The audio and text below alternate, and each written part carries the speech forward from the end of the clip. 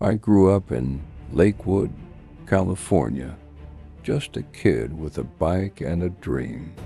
Cycling wasn't a big sport in America when I started. Most people didn't even know the Tour de France existed. But for me, it was love at first ride. I loved the freedom, the feeling of speed, the endless roads stretching ahead. It wasn't just a hobby, it was my calling. I remember those early days, riding around my neighborhood, pushing myself harder each time. My family supported me, but I knew I had to prove myself on a bigger stage. Europe was the heart of cycling, and as an American, I was an outsider. The peloton was filled with legends from France, Italy, Belgium, countries where cycling was a religion. I was just a kid from California with a burning desire to belong. When I first raced in Europe, it was overwhelming. The roads were narrower, the races longer, and the competition fiercer. But I learned quickly. Every climb, every sprint was a lesson. I wasn't just racing my rivals. I was racing my own limits.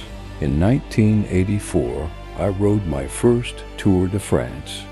It was a baptism by fire, 3 weeks of grueling mountains, rain, exhaustion, and pressure.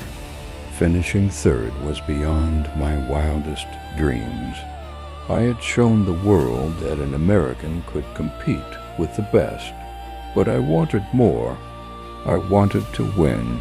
The years that followed were filled with hard work, breakthroughs, and battles on the road and within myself. I won stages, gained confidence, and learned to read races like a chess match. But then life threw its harshest challenge at me. In 1987, a hunting accident changed everything. A shotgun blast left me with severe injuries. The doctors didn't know if I'd ever ride a bike again, let alone compete professionally. The physical pain was immense, but the mental battle was even harder. There were moments of despair, moments when giving up seemed easier, but quitting was never an option. I refused to let that accident define me. I committed to the hardest rehab imaginable, knowing that every day was a step closer to the dream. I rebuilt my body, my confidence, and my will to win. When I returned to racing, many doubted me. Some said I was finished, but I had something no one could take away, belief. And in 1989, I proved it on the biggest stage. The final stage of the Tour de France that year was a time trial, a race against the clock. I was trailing my rival by 50 seconds. It seemed impossible, but I focused on what I could control. Every pedal stroke, every breath. The road blurred beneath me as I pushed beyond pain and fear.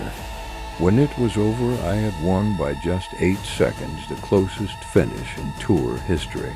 That victory wasn't just about a trophy. It was about resilience, determination, and the power of the human spirit. It showed me that setbacks are just setups for comebacks.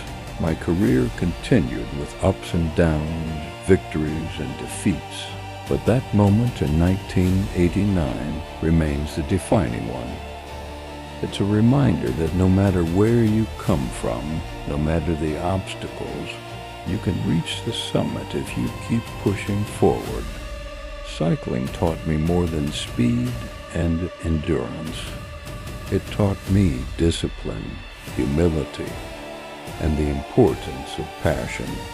It showed me that greatness isn't handed to you, it's earned pedal stroke by pedal stroke.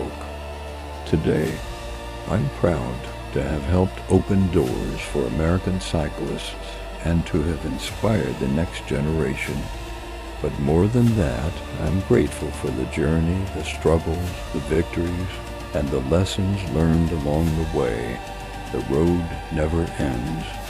And as long as I'm breathing, I'll keep racing against the odds, against doubt, and most importantly, against myself.